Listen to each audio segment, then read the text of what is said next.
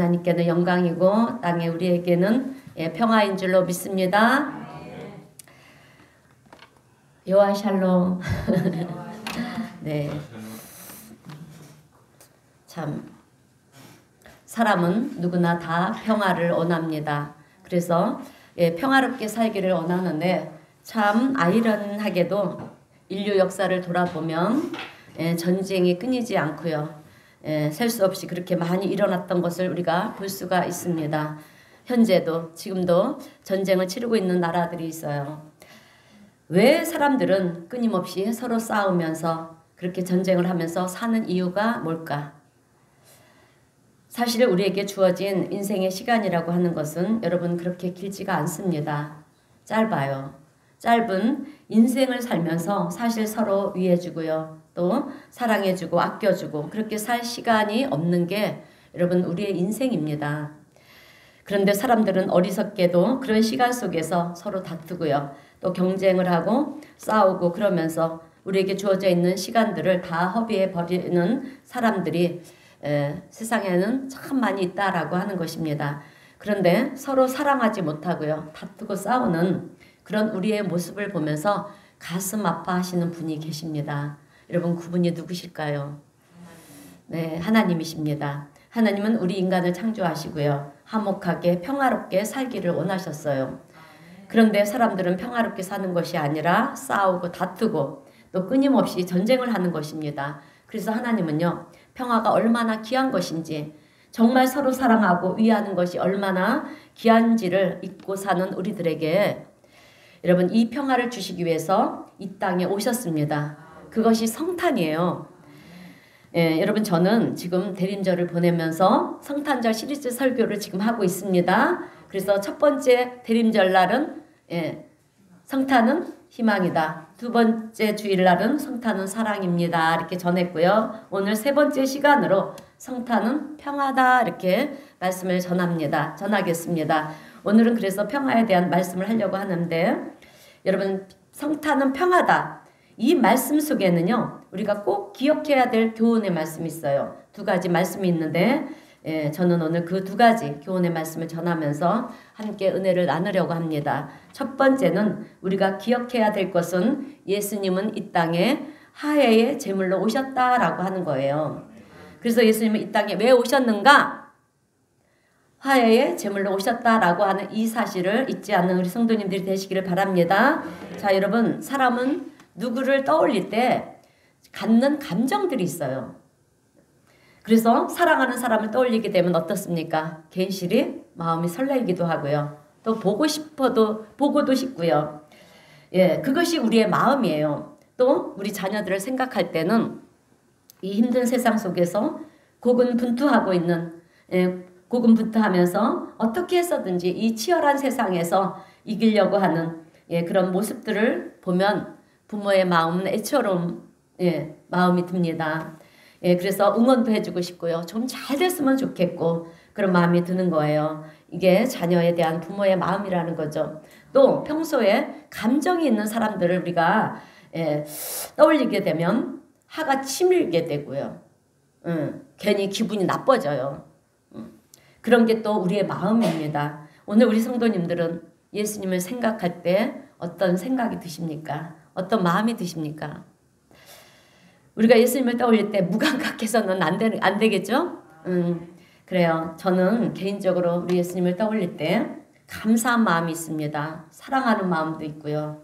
애처로운 마음도 있고 무엇보다 미안한 마음과 죄송한 마음이 큽니다. 부족한 내 모습을 돌아보면은요. 주님의 기대치에 못 미치는 내 자신을 볼 때 얼마나 죄송한 마음이 드는지 몰라요. 여러분 우리 예수님이 어떤 분이십니까? 나를 너무 사랑하셔서 나를 살리기 위해서 이 땅에 오신 어린 양이세요. 희생제물로 오셔서 나를 대신해서 내 죄를 짊어지시고요. 대신 십자가에서 죽으셨습니다. 그것으로 인해서 우리가 다시 살게 되었고요. 또 하나님의 자녀가 되게 만드신 분이 우리 예수님이십니다. 그래서 우리가 성경 말씀을 읽다가 이사야서를 읽게 되면은요. 참 가슴이 아플 때가 많이 있어요.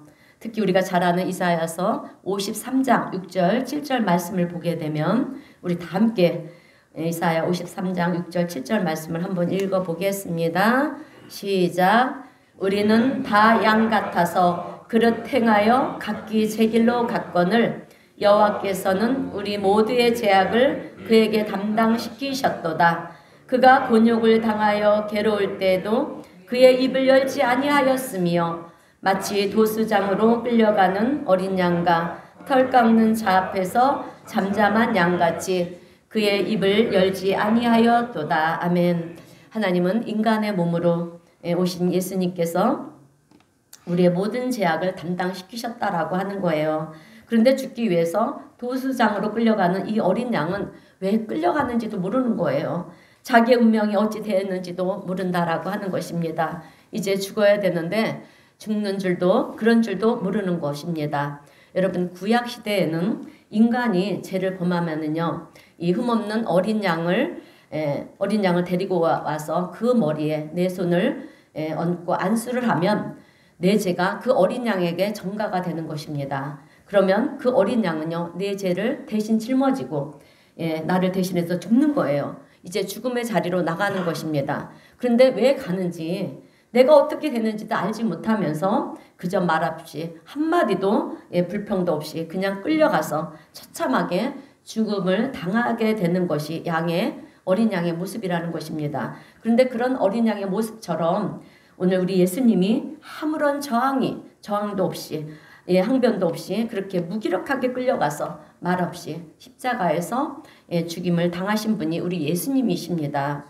그런데 우리가 이 말씀을 가만히 묵상하면서 그 예수님을 생각하면 오늘 우리 성도님들은 어떤 생각이 드는가라고 하는 것입니다. 우리의 죄를 사하기 위해서 우리의 무거운 짐을 짊어지시고 희생의 대가를 지불하셨다라고 하면 그러면 여러분 우리 같으면 내가 그 짐을 짊어진다고 하면 우리 같으면 여러분 어떻게 했을까요? 억울합니다. 왜 내가 이런 일을 해야 됩니까? 왜 내가 대신 희생을 치러야 됩니까? 이거는 너무 불공평합니다. 많은 말들을 우리는 쏟아 놓을 것입니다. 그러나 예수님은 어찌 보면 그리도 바보처럼 여러분 아무 말도 못하고요. 그렇게 항변도 못하고 자기가 마치 잘못해서 벌을 받는 것처럼 매를 맞는 것처럼 마치 자기 죄 때문에 죽는 것처럼 그렇게 십자가로 끌려가셔서 저항하지도 않고요. 자기를 변호하지도 않고 그렇게 십자가에서 죽음의 길을 가셨습니다. 왜 예수님은 이런 방법을 택하셨는가? 왜 예수님은 죽음의 길을 선택하셨는가? 여러분 그것은 그래야 죄로 인해서 하나님과 분리된 우리들이요. 여러분 우리는요. 죄 때문에 하나님과 분리가 되었어요. 하나님과 가까이 할 수 없게 된 존재라고 하는 것입니다. 물과 기름처럼 아무리 섞이려고 해도 섞일 수가 없어요. 우리는 물과 기름은 여러분 성질이 다르잖아요. 그러니까 하나가 될 수가 없는 거예요. 우리는 하나님의 도움이 필요한 존재인데 죄 때문에 하나님께로 나갈 수가 없다라고 하는 것입니다. 그런데 예수님께서 우리의 이 죄의 문제를 해결해 주심으로 말미암아 여러분 우리의 성질이 변화가 된 거예요. 죄악의 종노릇하던 우리를 예수님으로 말미암아 우리는 거룩한 자녀가 되도록 그렇게 하나님의 제도로 만들어 주신 것입니다. 그래서 하나님과의 관계를 회복시켜 주신 분이 누구시냐? 바로 우리 예수님이라고 하는 것입니다. 여러분 구약 성경의 말씀은요. 구약 성경이 우리에게 주시는 말씀은 단순합니다. 그것이 무엇이냐면 우리가 처한 상황, 그러니까 우리 인간이 처한 상황이 어떤 상황인지 그 상황을 여러분 분명히 알라고 하는 말씀이에요. 우리 인간은 죄로 인해서 하나님께로 나갈 수가 없어요. 그럼에도 불구하고 우리는 하나님의 도움이 필요하잖아요. 이 하나님의 도움이 없이는 우리가 살아갈 수 없는 존재라고 하는 거예요. 그래서 우리는 하나님이 필요한 존재입니다. 그런데 문제는 이 죄가 여러분 우리와 하나님과의 사이를 가로막았다라고 하는 거예요. 그래서 죄의 문제를 해결하기 위해서는 나 대신 누군가가 죽어야 되는 거예요. 왜? 죄의 삭은 사망이기 때문에. 그래서 죄의 문제를 해결하는 길은 죽음밖에 없다라고 하는 것입니다. 내가 열심히 선행을 하고 열심히 공부를 한다고 해서 내 죄의 문제가 해결이 되는 것이 아닙니다. 죄의 문제는 내가 죄를 지었으면 죽어야 되는 거예요. 그래서 나의 죄 문제를 해결하기 위해서는 누군가가 죽어야 되는데 여러분 우리 인간은 다 죄인이잖아요. 죄인이기 때문에 누가 누구를 대신해서 죽을 수 있는 것이 아닙니다. 그래서 구약 성경의 말씀은요. 우리 인간이라는 존재를 죄를 지었고 존재는 죄를 지었고 죄로 인해서 멸망을 당할 수밖에 없는 존재다. 그런데 그 죄를 사하기 위해서는 너희들이 흠없고 죄 없는 어린 양이나 염소가 너희들을 대신해서 죽어야 너희들이 제사함을 받는다. 이것을 가르쳐주고 있어요. 구약 성경은. 그렇지만 너희들은 그렇지 않으면 너희들은 멸망을 당할 수밖에 없다라고 그렇게 말씀하고 있어요. 마찬가지로 오늘날 여러분 신약 이후의 시대를 살아가는 모든 사람들 역시 우리 역시 여러분 죄로 인하여 죽을 처지 가운데 그렇게 있는 존재라고 하는 것을 깨닫게 한다라고 하는 것입니다. 그리고 그 죄의 문제를 해결하기 위해서 예수님이 죄가 없으신 하나님이 우리 육신의 옷을 입고요. 이 땅에 오셨다라고 하는 것입니다. 화목제물로 우리 가운데 오셔서 우리를 대신해서 어린 양이 죽임을 당한 것처럼 그렇게 우리 예수님도 죽임을 당하셨다라고 하는 거예요. 그래서 예수님이 죽으심으로 말미암아 여러분 우리는 죄로부터 구원받은 존재가 되었습니다. 그리고 그것으로 인해서 우리가 하나님과의 단절된 관계가 여러분 이제는 하나님과 다시금 그렇게 화목한 관계, 회복의 은총을 받은 자가 되었다라고 하는 것입니다. 여러분 이것이 복음이에요. 이것이 복음의 내용입니다. 여기서 예수님의 역할이 무엇이냐면 어린 양이에요. 화목제물, 희생제물인 거예요. 그래서 희생제물로 인해서 어떤 경과를 우리가 받았느냐? 하나님과 우리 인간이 화목하도록 우리 예수님께서 만들어 주셨다라고 하는 것입니다. 그래서 성경은 예수님은 화목제물이다, 제물이 되셨다 이렇게 얘기를 하고 있어요. 그 말씀이 골로새서 1장 20절에서 22절 말씀입니다. 우리 골로새서 1장 20절에서 22절 말씀 우리 다 함께 한번 읽어보겠습니다. 시작. 그의 십자가의 피로 화평을 이루사 만물 곧 땅에 있는 것들이나 하늘에 있는 것들이 그로 말미암아 자기와 화목하게 되기를 기뻐하심이라. 전에 악한 행실로 멀리 떠나 마음을 원수가 되었던 너희를 이제는 그의 육체의 죽음으로 말미암아 화목하게 하사 너희를 거룩하게 흠없고 생명할 것이 없는 자로 그 앞에 세우고자 하셨으니. 아멘. 예수 그리스도가 화목제물이 되심으로 인해서 우리는 하나님 앞에 거룩한 자로 설 수 있게 되었다라고 하는 것입니다. 그리고 로마서 3장 25절 말씀도 보게 되면 이 예수를 하나님이 그의 피로써 믿음으로 말미암는 화목제물로 삼으셨으니 이렇게 말씀하고 있어요. 예수님이 화목제물이 되셨다라고 하는 말씀입니다. 여러분 이 세상에 하나님과 우리 사이에 깨어진 관계를 다시 회복시킬 수 있는 사람은 아무도 없어요. 오직 예수 그리스도만이 화목제물이 되심으로 우리와 하나님과의 관계를 다시 회복시키실 수가 있다라고 하는 것입니다. 그래서 성경은요, 예수님을 가리켜서 뭐라 표현을 하냐면 평강의 왕이라고 그렇게 표현을 하고 있어요. 이 말은 예수님만이 우리에게 평안을 주실 수 있는 분이시고요. 예수님만이 우리와 하나님 사이를 회복하게 하실 수 있는 분이시다라고 하는 말씀입니다. 그래서 예수 그리스도를 믿으면 누구든지 여러분 평안을 누리게 된다라고 하는 거예요. 내 마음속에 내 내면에 여러분 우리가 갈등이 있잖아요. 그죠? 염려, 근심이 걱정이 있고요. 늘 우리와 또 우리 속에는요 시기하고 분쟁을 하고 하던 우리의 마음에 여러분 평안이 임하게 되면 어느 날 갑자기 내 마음이 평안해진다라고 하는 것입니다. 그리고 가정도 평안해지고요. 할렐루야. 예수님으로 인해서 분열에 있는 그래서 분열이 있고요. 늘 싸움이 있던 우리 가정에 평안이 임한다라고 하는 것입니다. 또 우리가 복음을 전함으로 인해서 이 사회가 평안해지는 거예요, 여러분. 전쟁을 일으키는 나라들이요. 예수 그리스도로 말미암아 전쟁이 그치고 평화가 이루어지는 그 하나님의 놀라운 역사가 나타나게 될 줄로 믿습니다. 그래서 이사야 9장 6절에서는 우리에게 이렇게 말씀해 주고 있어요. 우리 다 함께 이사야 9장 6절 말씀 우리 다 함께 한번 읽어보겠습니다. 시작. 이는 한 아기가 우리에게 낳고 한 아들을 우리에게 주신 바 되었는데 그의 어깨에는 정사를 메었고 그의 이름은 기모자라 모사라 전능하신 하나님이라 영존하시는 아버지라 평강의 왕이라 할 것임이라. 아멘. 오늘 우리에게 오신 예수님은요, 당신이 희생하심으로 우리에게 평화를 주시기 위해서 오신 하나님이시다라고 하는 것입니다. 그러므로 이 성탄의 계절에 우리를 위해 희생제물이 되시고요. 또 한목제물이 되기 위해 오신 예수님의 은혜를 잊지 않는 우리 성도님들이 되시기를 주님의 이름으로 축원드립니다. 자, 두 번째로 주시는 교훈의 말씀은 우리 그리스도인들도 예수님처럼 평화의 도구가 되어야 한다라고 하는 것입니다. 여러분, 예수님으로 인해서 하나님과 평화를 이룬 우리에게 있어서 이 부분은 정말 너무나도 중요한 거예요.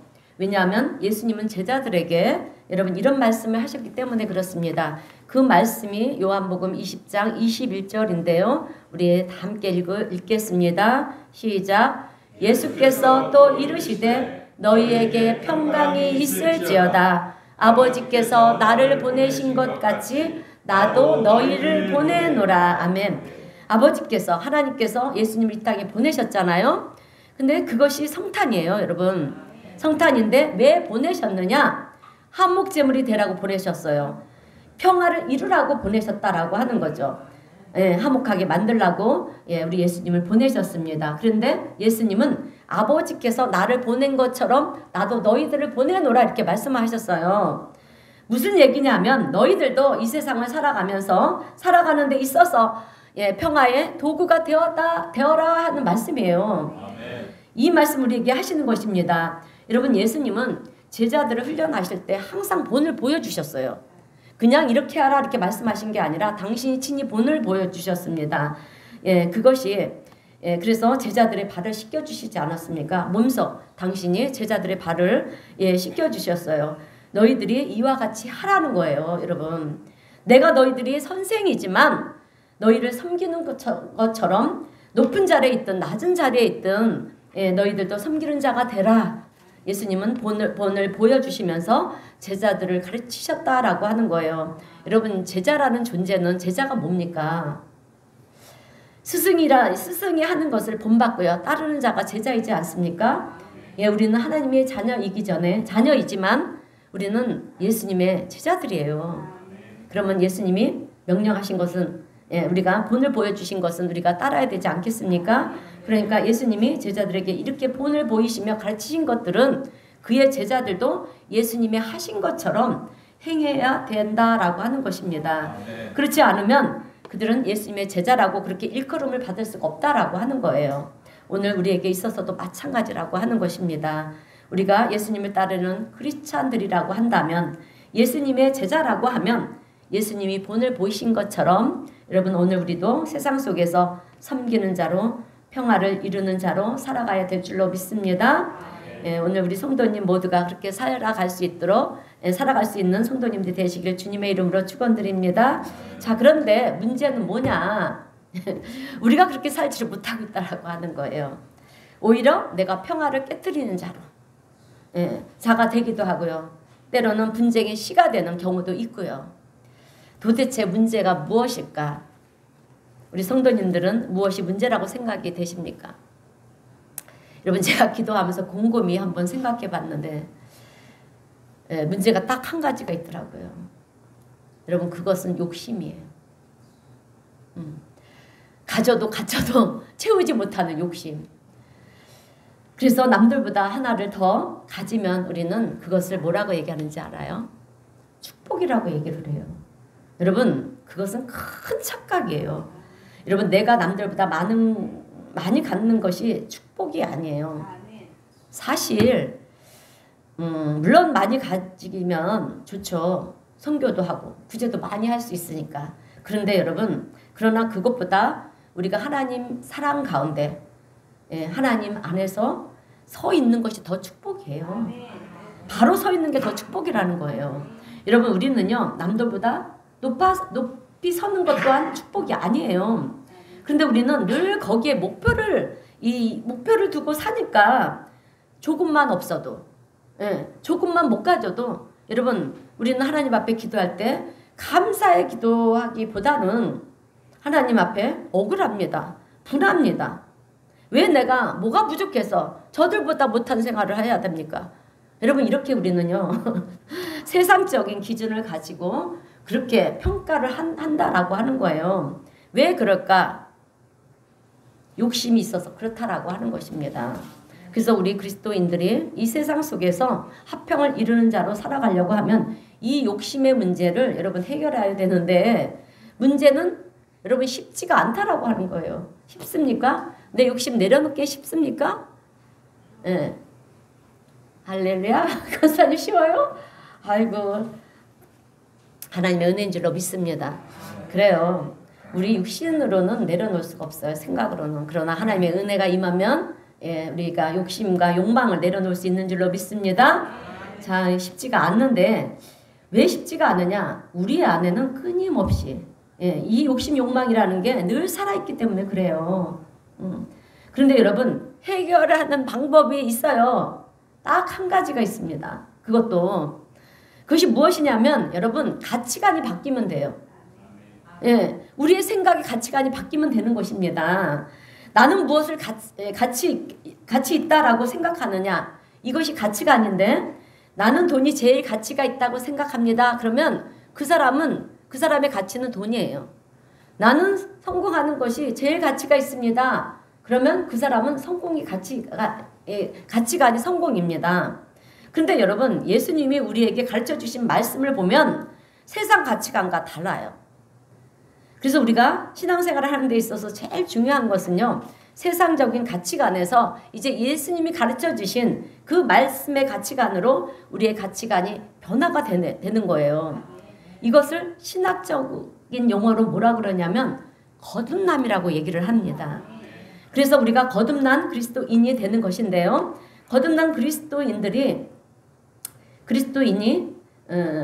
우리 성도님들은 뭐라고 생각을 하십니까? 뭐 교회를 열심히 다니고 또 봉사를 많이 하는 것이 거듭났다라고 생각을 하십니까? 예, 물론 맞긴 맞아요. 여러분 거듭났으니까 열심히 교회도 나오는 거고요. 그죠? 예, 그리고 또 교회 와서 봉사도 하는 거잖아요. 근데 born again, 다시 태어나다. 예. 그러니까 우리가 거듭난 그리스도인이 되어야 한다. 이 얘기는 예, 세상적인 가치관을 가지고 있던 내가 이제는 예수님의 말씀을 내 가치관으로 삼고 살아가는 것을 얘기를 하는 거예요. 그러니까 내 가치관이 변하는 것을 말하는 것입니다. 그래서 갈라디아서 2장 20절에 있는 말씀처럼 여러분 내 정욕과 욕망을 그리스도와 함께 십자가에 못 박는 거예요. 예, 십자가에 못 박아야지 우리의 욕망과 욕심들이 여러분 내 안에서 꿈틀거리지가 않는다라고 하는 거예요. 그래서 예, 내 정욕과 욕심을 십자가에 못 박아 버리고요. 이제는 세상 사람들처럼 많이 갖는 그 소유가 내 가치가 되는 것이 아니라 이제는 사랑하고 나누는 것이 가치가 있다는 것을 알아야 된다라고 하는 것입니다. 그래서 여러분 사랑이 내 가치가 되어야 되고요. 나누는 것이 가치가 있는 것이 되어야 되고요. 또한 우리는 천국이 가치가 있는 것이 되어야 합니다. 영원한 삶이 나의 가치가 되어야 돼요. 예, 그리고요, 용서하는 것이 내 가치가 되어야 됩니다. 이것을 깨닫는 거예요. 예, 그것에 대한 우리가 가치를 볼 줄을 알아야 된다라고 하는 것입니다. 그런 사람들을 우리는 뭐라고 그러냐? 거듭난 그리스도인들이라고 얘기를 하는 것입니다. 근데 만약에 우리가 그런 가치관으로 변하지 않는다라고 하면은 여러분 우리는요 세상에서 절대로 화평한 자로 화평을 이루는 자로 살아갈 수가 없다라고 하는 거예요. 욕심 욕망이 많은데 어떻게 우리가 화평하게 그죠? 세상에 나가서 화평을 이룰 수가 있겠느냐라고 하는 것입니다. 여러분 우리 기독교 역사 속에서 신앙의 큰 업적을 이루신 분들이 얼마나 많은지 몰라요. 근데 그 중에 이탈리아의 성 프란시스라는 성자가 계십니다. 그런데 그분의 삶과 그분의 가치를 보게 되면 어떻게 이 사람이 이렇게까지 살아갈 수가 있을까? 사람이 어떻게 이렇게까지 살아갈 수 있을까? 그분의 삶을 본받고 싶어진다라고 하는 거예요. 그런데 그분의 기도문을 보면 우리가 잘 아는 기도문이에요. 여러분 평화의 기도문 들어보셨습니까? 예, 못 들으신 분들을 위해서 예, 제가 읽어드리겠습니다. 자, 이 평화의 기도문인데 잘 들어보세요. 주여, 이분은 이렇게 기도를 했어요. 주여, 나를 평화의 도구로 써주시옵소서. 미움이 있는 곳에 사랑을, 다툼이 있는 곳에 용서를, 분열이 있는 곳에 일치를, 의혹이 있는 곳에 믿음을 심게 하소서. 주여, 나를 평화의 도구로 사용하여 주옵소서. 오류가 있는 곳에 진리를, 절망이 있는 곳에 희망을, 어둠이 있는 곳에 강명을, 슬픔이 있는 곳에 기쁨을 심게 하소서. 여러분 너무 다 아름답지 않습니까? 우리가 이렇게 살아간다라고 하면 이것보다 더 가치 있는 삶은 없을 거예요. 그 다음에 이제 결론을 이렇게 맺는 거예요. 위로받기보다는 위로하며. 우리 성도님들은 이런 삶을 원하십니까? 할렐루야. 그런데 우리는 다 위로받기를 원하잖아요. 위로를 베풀기 전에, 위로를 주기 전에 우리는 먼저 위로를 받기를 원하지 않습니까? 그런데 성 프란시스는요, 위로받기보다는 위로하며, 이해받기보다는 이해하며, 사랑받기보다는 사랑하게 하소서. 그러면서 나를 온전하게 줌으로써 영생을 얻게 하소서, 이렇게 기도를 했어요. 여러분 이 고백은요, 이 기도문은 영생의 가치, 그러니까 천국의 가치를 아는 사람만이 이렇게 표현할 수가 있다라고 하는 것입니다. 자기를 온전히 줌으로써 영생을 얻기 때문에 주여 나를 평화의 도구로 사용하여 주옵소서. 어떻게 보면 여러분 이런 기도는요, 세상 사람들은 아니 자기도 먹고 살기 힘들면서 무슨 평화의 도구니, 그리고 남을 도우며 살라니 살겠다고 그러느냐, 어리석은 사람이다, 바보 같은 짓이다, 이렇게 얘기할 수도 있어요. 그러나 우리 그리스도인들은 여러분, 거듭난 사람들은요, 그리스도의 가치를 알기 때문에 천국의 가치를 알잖아요. 우리가 그렇게 사는 것이 얼마나 귀하고 값진 것인지, 세상 사람들이 원하는 그런 모든 것들을 우리도 사도 바울처럼 그렇게 배설물로 여길 수가 있다라고 하는 것입니다. 여러분 어찌 보면 이 기도문은요, 우리 그리스도인들의 삶의 모습이어야 한다라고 하는 것입니다. 그러므로 오늘 이 성 프란시스의 고백이 저와 우리 성도님들의 간절히 고백이 되시기를, 고백이 될 수 있기를 주님의 이름으로 축원드립니다. 자, 그러므로 여러분 우리가 그러면 평화의 도구가 되려고 그러면 우리 예수님이 희생제물이 되셨고요. 또 제물이, 그 한목제물이 되셨는데 여러분 이것이 기분 좋게 되었습니까? 거기에는 고통이 따라왔어요. 가기 싫은 길이지만 가셨습니다. 십자가의 길, 골고다의 길이 기쁘고 즐거운 길이었느냐? 아니었다라고 하는 거예요. 그 길은 고통스럽고요. 우리가 회피하고 싶고 외면하고 싶은 그런 길이었습니다. 그러나 우리가 평화의 도구가 되기 위해서는 그 길을 가야 된다라고 하는 거예요. 내가 가야 할 길을 끝까지 책임을 가지고요. 외면하지 않고 어린 양 예수 그리스도처럼 가야 된다라고 하는 것입니다. 그러면 여러분 우리는 그 속에서 무엇을 볼 수 있느냐? 진정한 용기 있는 예수님의 모습을 나의 모습 속에서 볼 수가 있다라고 하는 것입니다. 여러분 이 땅에 평강의 왕으로 오신 우리 예수님은요, 골고다의 십자가 길을, 그 골고다의 길을 십자가를 지고 올라가실 때 힘들어서 쓰러지고 또 쓰러지면서도 여러분 주님은 우리를 위해서 이를 악물고 다시 일어나셔서 또 그 십자가를 지고 올라가셨어요. 그러면서 또 힘들어서 쓰러지면 다시 또 일어나서 그 길을 걸어가신 예수님의 모습은 여러분 오늘 우리에게 진정한 모습이 무엇인지를 보여주고 있다라고 하는 것입니다. 그래서 예수님의 모습 속에서 우리 그리스도인들은 어떻게 살아야 되는지를 배우게 된다라고 하는 것입니다. 오늘 우리 성도님들은 이 세상 속에서 작은 것이라도 여러분 나누고 베풀면서 그냥 달면 삼키고 쓰면 뱉는 그런 삶이 아니라, 쓰더라도요 내가 마셔야 될 고난의 잔이라고 한다면 그것을 기꺼이 마시면서 예수님이 가신 그 길을 따라갈 때 우리는 평화의 도구로 또 이 세상을 변화시키는 하나님의 사람들로 그렇게 세상을 살아가게 될 줄로 믿습니다. 자, 오늘 우리 성도님들은요, 먼저 내가 있는 자리에서 여러분 섬김을 시작했으면 좋겠어요. 내가 있는 자리가 어디입니까? 먼저는 가정이에요. 여러분 가정에서 섬기는 거예요. 화가 난다고. 예. 화나는 대로 얘기하는 것이 아니에요. 아니라 여러분 저는요 이 말을 여러분들한테 하면서 너무 찔렸어요. 예, 제가 그러거든요. 그래서 이렇게 선포하면서 내가 변해야 되겠다. 그래서 여러분 우리가 화가 난다고요. 화나는 대로 얘기하면 안 됩니다. 예, 따뜻한 사랑의 말, 격려의 말 그 한마디를 여러분 해줌으로 인해서 가족들이 힘을 얻고요. 그리고 또 용기가 나게 만들어 주어야 됩니다. 또 내가 속한 직장에서 여러분 사랑의 말과 섬김의 그 모습을 통해서 그곳에 그리스도의 사랑이 심기어지는 그런 역사가 일어나게 될 때 여러분 오늘 성경의 말씀처럼 하나님께는 영광이요. 예, 땅에서는 하나님이 기뻐하시는 사람 중에 평화로다. 이 성탄의 메시지가 여러분 우리의 삶 속에서 현실이 되는 것을 우리는 보게 될 줄로 믿습니다. 예, 이 성탄의 계절에 오늘 하나님의 그 크고 놀라운 은혜와 은총이 평강이 우리 성도님들 삶 가운데 그리고 또 가정마다 늘 함께 하시기를 주님의 이름으로 축원드립니다. 네, 그래서 우리가 이 성탄의 계절에 그 아기 예수 성탄을 기다리며 감사와 기쁨으로 맞이할 수 있는 우리 복된 우리 성도님 모두가 되시길 다시 한번 주님의 이름으로 축원드립니다. 네, 기도하겠습니다.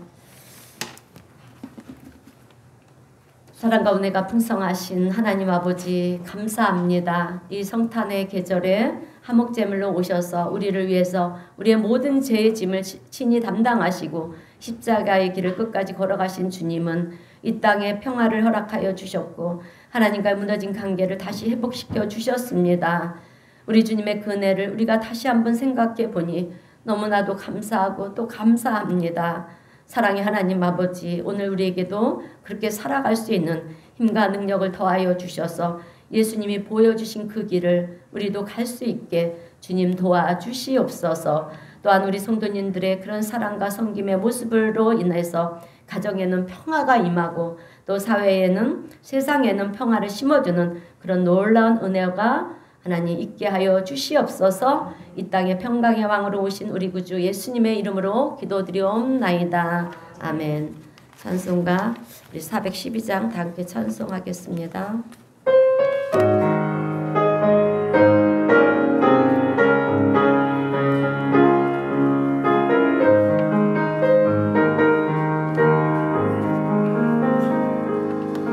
내 영혼의 극히 깊은 데서 맑은 가락이 흘려나네. 하늘 곡조가 언제나 흘러나와 내 영혼을 도이사네. 아멘.